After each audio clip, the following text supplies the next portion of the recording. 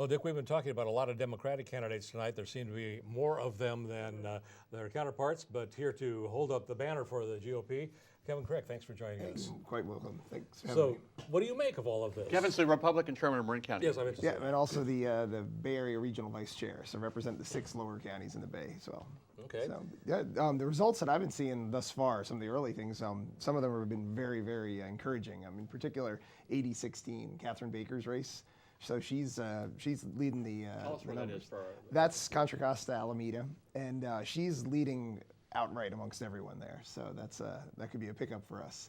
And then locally, very excited to see Gregory Allen coming in. It's number 2 there on the assembly race, which is I think bodes well for a good race in the fall. Were you expecting that? Mm-hmm. Were you expecting that? Yes. Oh yeah. Greg just ran an absolutely classic, well-funded, well-organized campaign, and that by virtue of the fact that you'd see his signs everywhere. You get a mailer every so many days, and my magnetic sticker on my car if I drove by your house. He got his name out there. I have to ask you about Greg Allen's campaign, and frankly, I thought it was going to be close for the second spot. I thought that's one of the things to watch tonight, just for interest.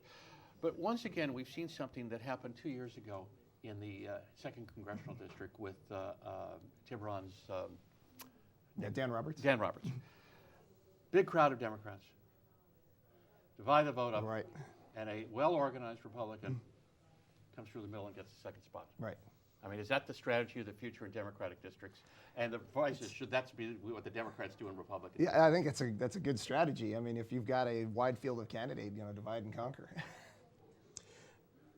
Beyond the number of candidates, how do you position a Republican candidate in these dominantly Democratic districts to do more than attract just the minority registration part? It's the DTS vote there. I mean, with the Client Estates, especially in Marin, they represent a huge chunk of the percentage of the voters. And if you can appeal to that crowd from both ends, you've got a much greater chance of not only making second, but also taking it one step further and winning outright in November.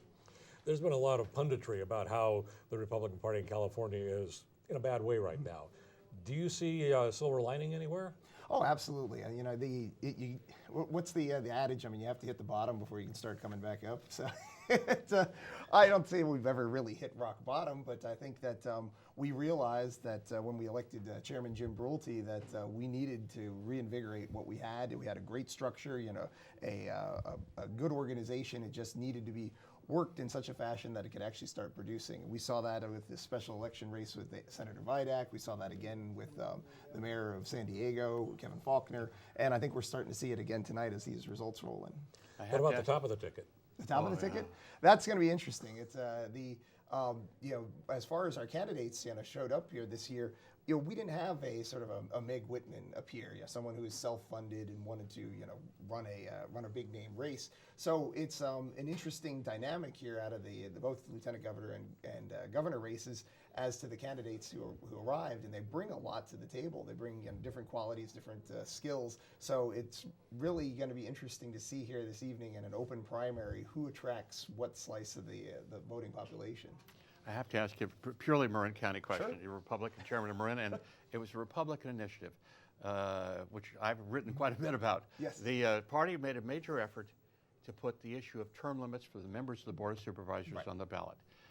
Big kickoff, a serious effort, people gathering signatures, about 11,500 signatures required.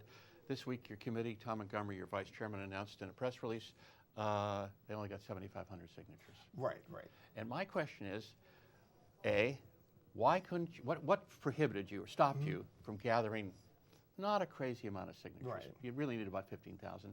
Or the alternative, raising the money to get professional signature gatherers.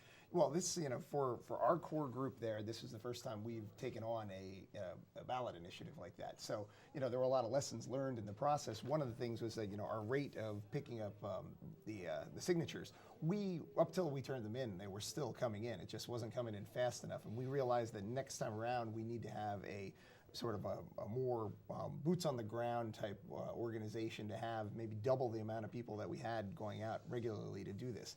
And then likewise continue on the fundraising. I mean, we did go out and do some fundraising to get some assistance to move that along, and that contributed a bit to the overall numbers. So I think there were a lot of great lessons learned, and I think that when you look at tonight's numbers, where you see Connolly ahead in District 1, and that neck and neck there with Tony Schroyer and Adams, it's indicative of those signatures we collected over the past couple months. And even though we may have not got that on the ballot for November, we may just see the results of that come to fruition today. Yeah.